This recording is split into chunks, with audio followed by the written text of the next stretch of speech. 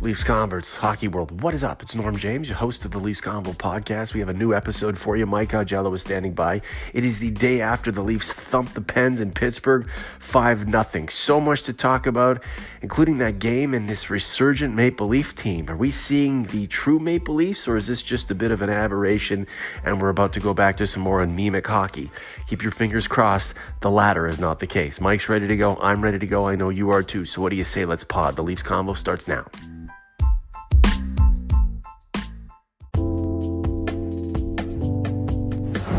And here he is, the one and only Michael P. Augello.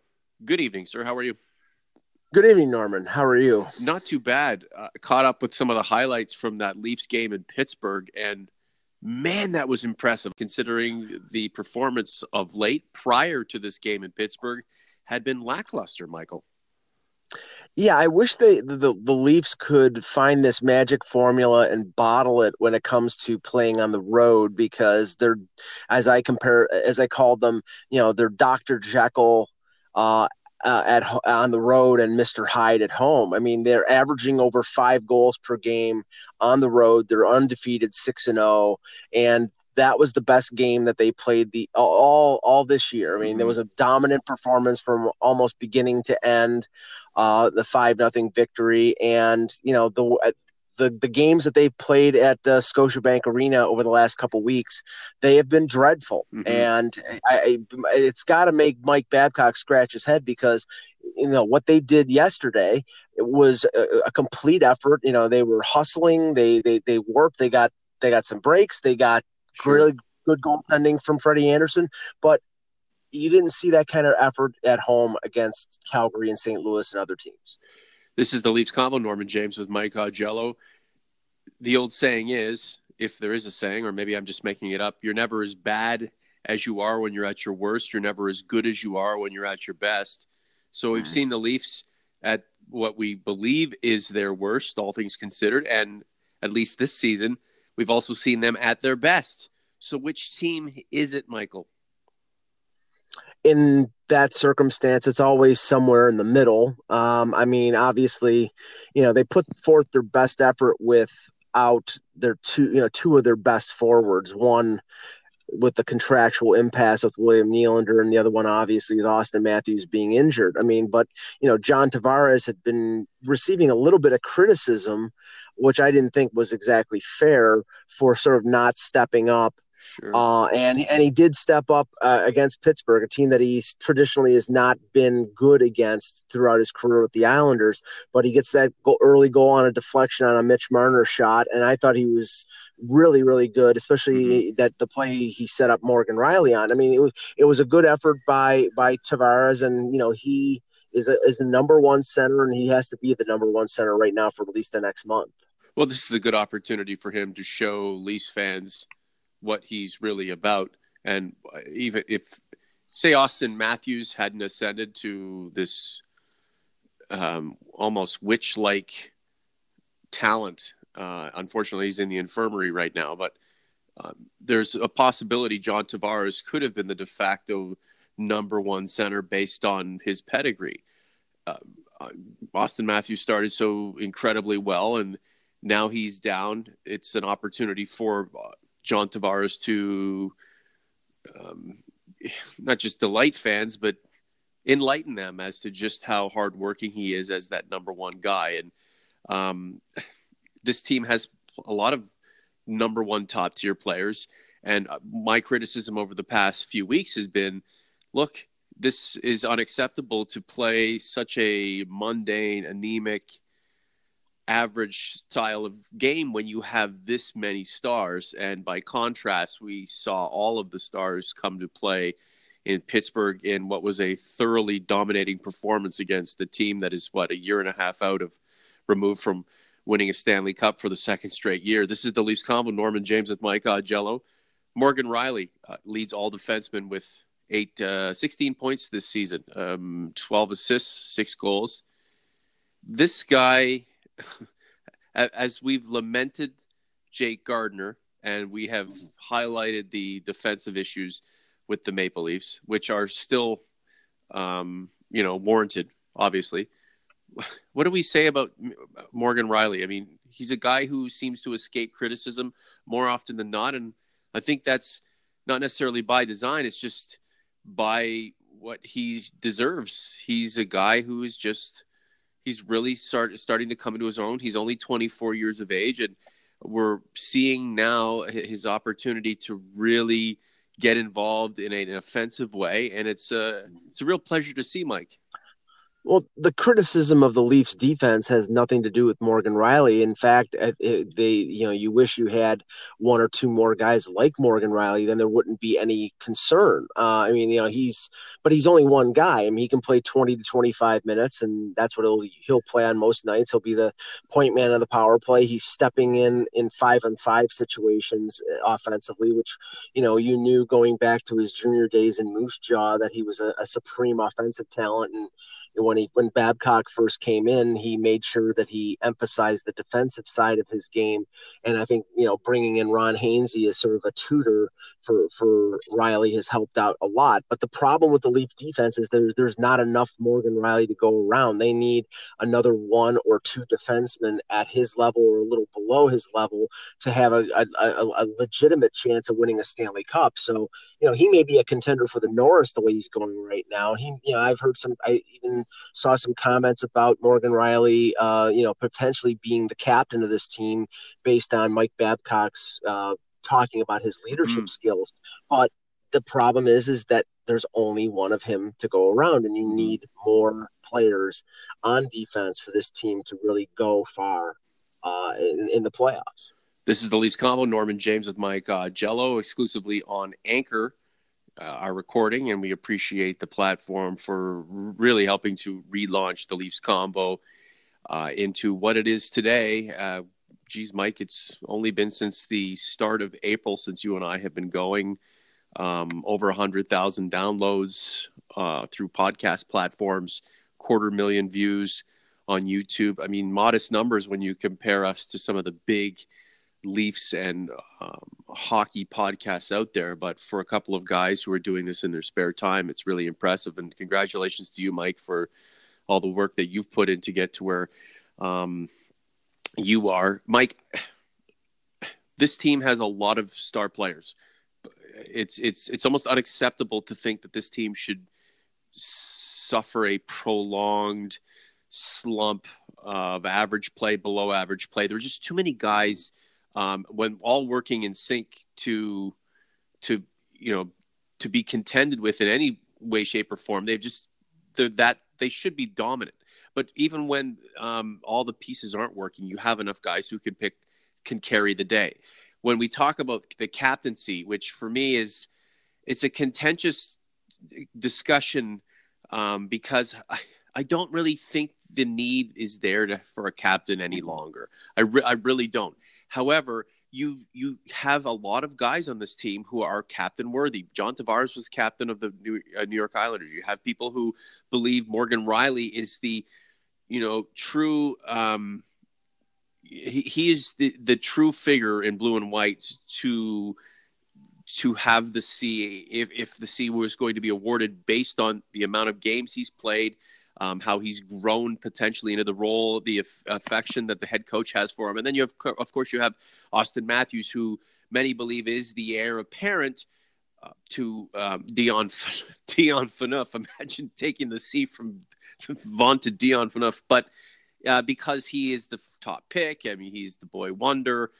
He's the heartthrob. He's the guy who got off to this incredible start. He is incredibly all-world talented. But I'd rather have a ton of captain-like players who are all pushing at elite status than have one guy anointed the number one and having everything directed through him. That's a lot of pressure on a guy who might not be here in 6 or 7 years. And two, I just don't know, Mike, and I'd like to get your opinion on this briefly if we can. I just don't know if that whole concept of having the one guy as your de facto or tangible, real life, real time leader is that pertinent or that important in this day and age. I think that the leadership and the captaincy per se is important in the grand scheme of things down the road, a year or two. I don't think it's really important right now. And I don't think that it's something that the organization is going to address in terms of naming somebody this year. They've made it clear, and I think that they're going to stick with that. But in that instance, I mean, I think Rielly is as much a candidate for it than Tavares than Matthews is. So I think it's good to have more than one leader on the team. I mean, during the Matt Sundin days, they brought in Gary Roberts to help him out, but it was Roberts, it was Tucker, it was Corson of leaders on the team. And I think if you're a contending team, you need that leadership. Now, to the point of this team having the depth and being dominant, the most encouraging thing from Pittsburgh, the game in Pittsburgh on Saturday, was the fact that Patrick Marleau has scored now goals in consecutive games, and he looked really good on the wing with Kasperi Kapanen and Nazem Kadri, and Zach Hyman breaks the schneid on that weird goal at the end of the game. So they need more production, especially with Matthews out, from Connor Brown, from Hyman, from Par Lindholm. They need their third and fourth line to kick in offense, because on some nights Marner and Tavares are going to be able to be controlled by the opposition. All right, let's get some questions in from Leafs converts through Twitter. Sticks in the Six. What in the Leafs game last night, Saturday night, compared to the last 3-4? They clearly dominated the Penguins. Hey, give the dog a bone, throw the dog a bone, right? And that's what we've done here in this short episode of the Leafs Convo, Michael. Yeah, I mean, I wish I could say. I mean, if the one thing that was noticeably different was the Leafs were much quicker to the puck and much faster than the Penguins. And when the Penguins came into Toronto a couple weeks ago, they successfully shut the middle down, kept the Leafs from generating speed, and none of that was apparent last night in Pittsburgh. The Leafs, I think, thoroughly dominated, and that, I think, was the difference. I feel like their contrast in play, road to home, is just a coincidence. Am I wrong? I think it's a little bit of a confidence thing. I think it also is maybe they're pressing a little bit that this team has been so ballyhooed this year that they want to prove that to their fans at home. But 5 goals on average per game on the road and 2 per game, that's a big difference. So they have to be a little more selfish at home and shoot the puck more and not try to make the perfect play. What makes fans angry and what pisses them off, and this is what bothered me over this stretch of futility, is that what we saw in Pittsburgh on Saturday is more representative of the Leafs and who they really are than what we've had to endure recently, Mike. That's when the team is flying high like this. Remember, you're not as great as you seem to be when you are running peak, but this team has a lot of capability, and I truly believe the performance in Pittsburgh is, let's just say, it's not an aberration. The last comment from you on this, and I have a couple more questions, then we'll go. Yeah, I mean, I wish I had an explanation, but the thing is that at home, I think the opposition dictate the course of the game in terms of playing St. Louis, Calgary, Pittsburgh. They all played that perfect road game. They shut the offense down, and there's so many offensive weapons on this team. They shouldn't be allowed to be shut down, but they were. But we'll see what happens, because they have 2 home games this week against Vegas and New Jersey. You'll have some out there blaming it on the mausoleum on Bay, but the Scotiabank Arena will never be considered the loudest facility in sports. Perhaps when the Leafs do hoist the Stanley Cup, it will be then. But we can't criticize it for being a library either. It's improved a lot over the last few seasons. I think it's a coincidence. I think the Leafs, again, sometimes just playing at home, there are symptoms that are not to the liking of the head coach, the players, nor the fans. John Valella, Marleau looks good with Kadri and Hyman, who looks comfortable beside JT. Do you think a left winger for Austin and William Nylander, when he returns, if he returns there, John, is more of a need than adding a D? I think the left wing situation is a little bit. I said in a recent column, for those who are saying the defense is the problem, they're right. That's the number one concern. The number two concern is the weakness on the left side. I mean, Marlowe is, in the recent games, he's really improved. Hyman, I think, is a top six guy that Babcock is comfortable with, playing with skilled players like Tavares and Marner. But they've not gotten what they expected out of Andreas Janssen. I think Ennis Ennis has played well. Now they've called up Trevor Moore, and maybe he will get an opportunity this week against Vegas or New Jersey. And they have a lot of left wings with the Marlies, like Engvall and Grunstrom, and Moore is one of them as well. So they have options, but I think that they may address the left wing situation before the deadline. There will be a ton of rental players out there, and I think that might be something that they back themselves up with in terms of depth. I was excited to see Andreas Janssen take that next step this season, which he has not done. And, he might be one of those guys that adds some real fuel to the fire down the stretch when the Leafs need it, if he's still in place. Is he a guy who's looking over his shoulder when he sees, former teammates like Trevor Moore not only knocking at the Leafs door, but barging their way in? Well, he should be. I mean, Mike Babcock has given him more rope, and he's been pumping up the expectations on Janssen since training camp, and I don't think he's been satisfied. And to the point that they moved Par Lindholm from center to wing, and they had that luxury when they had when Matthews and Tavares were both in the lineup. Now Lindholm's playing center, and eventually I think Lindholm is their fourth line center. I still don't think Freddie Gauthier, in spite of all the analytics numbers that are in his favor, is really being effective as a fourth line guy. And when it comes down to it, I think Par Lindholm is better as a center than he is as a winger. Isn't it incredible? I know you can't stand the name Matt Sundin, but you know how much I love him. Isn't it incredible that the best winger that he had throughout most of his years with the Leafs, aside from Alex McGillney for 2.5, 3 years, on this team would have been of somebody like Par Lindholm? Yeah, I mean the only other guy I would say that Sundin, was felt at home with in terms of a winger was Steve Thomas, and Steve Thomas was near the end of his career. So that's the one thing that I could say about the Pat Quinn Leafs that they didn't do, fair to Matt Sundin, is he really did not have a top line winger until they got McGillney in free agency. How good would Matt Sundin in his prime be in this league right now? Be pretty damn. I mean, he was a strong skating, big, fast, talented center.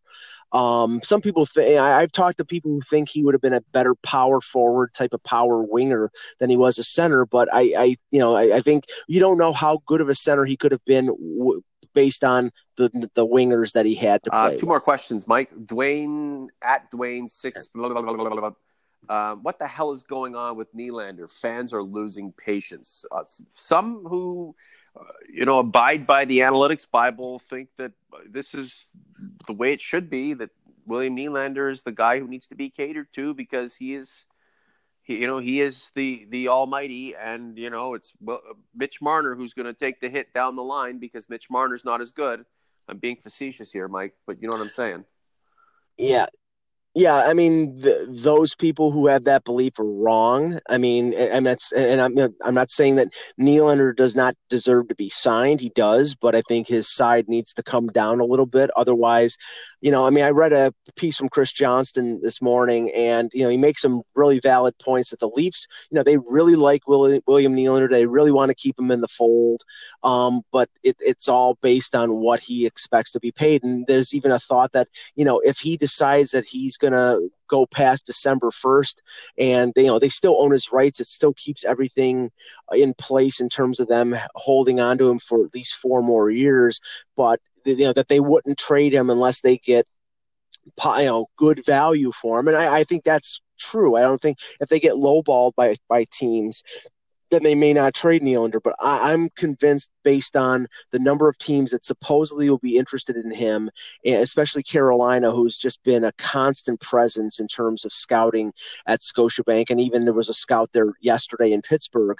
I mean, I think eventually it's either going to come down to Nylander signing the deal that the Leafs want or close to it, or him being traded. I don't see him not sitting out and going and playing in the KHL or Sweden Do for you a year. believe this right now is all business? No matter how this ends, it's all business. Or do you feel like if the Nylander camp caves, 29 is going to end up returning to Toronto as Mr. Pouty Face? I think it's mostly business. I don't think this is a personal thing. I think they want, he wants to play in Toronto. I think they want to keep him in Toronto, but his agent is somebody who has players that have stayed away from teams when they're restricted free agents. So that's a tactic. And we know the history of his dad in the NHL. So I think this is, their belief is they want to get as much for William as possible. And I understand that, but based on the reality and based on contracts that have been signed, like Yanni Gourde in the last few days, who had a better offensive year than Nylander did last year, but it was only 1 year as opposed to 2, and he got a little over $5 million. I mean, that's the reality. He's not going to get $8 million from anybody. No question. Cam, he's a big fan of yours, at Cam Watts 25. Can you ask Mike what it would take to swap Hamilton for Willy? I don't think Carolina's trading Dougie Hamilton. He's a top line or top pairing right shot defenseman, and they gave up a lot to get him. I think if there's a Carolina deal involving a defenseman, it's going to be a Brett Pesce, who's 23 years old, who's under contract for 5 more years after this year at a little over $4 million. He's not a exciting offensive defenseman, and they don't need that. The Leafs don't need any more exciting offensive defensemen. They don't need any more. Right. I mean, right. And the thing is that, right, I think Pesce would be actually a pretty good matchup with Morgan Rielly on a top pairing. The cost certainty is a positive, and I think the deal would probably be larger. There's no reason for Carolina to have been scouting the Leafs for the last few weeks if they were talking about just Nylander. Nylander is not playing, so they know that they're looking at other players, and it's probably, if a deal does come down, it's probably a 3-for-2 or a 2-for-2 or something like that. Statistically, Michael, do you think the Leafs can bring back what they would conceivably give away in William Nylander? Statistically, metrically, asset-wise, is it possible for the Leafs to recoup what they would be transferring out of town, or do you feel like no matter what the Leafs bring back, pound for pound, they'd be giving away more than they'd be getting? No, I don't think Kyle Dubas is going to make a deal that isn't asset-wise an even deal, at least for Nylander. I mean, if he perceives that he's not getting enough, then it would be painful to have him play in the KHL or Sweden, but better that, and they retain his rights then to make a trade like Hall for Larson, where you regret it immediately. I think they know the talent that William Nylander is. They expect to get a good return for him if they decide to trade him, and if they don't get the return that they want, then they won't trade him. But I think if you get Pesce and another forward for William Nylander, I think that's a deal that would benefit the Leafs because it improves their defense, and they would get somebody back that would play probably in their top 9. Intriguing times, Michael. If William Nylander comes back and he's happy to have returned to Toronto, and the Leafs as players embrace him, and he gives this team another jolt of offensive electricity, I'm excited. If they trade him off and bring something back that they require now, I'm just as excited.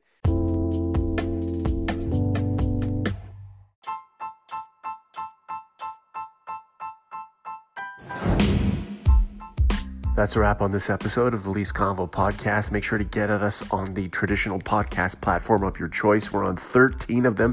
Plus, of course, the mothership YouTube. We're putting all the full episodes up there. Straightforward. We're going at it. We're going to unleash the beast. Hope you enjoy it. For Mike, I'm Norm James. We'll talk to you soon. Peace.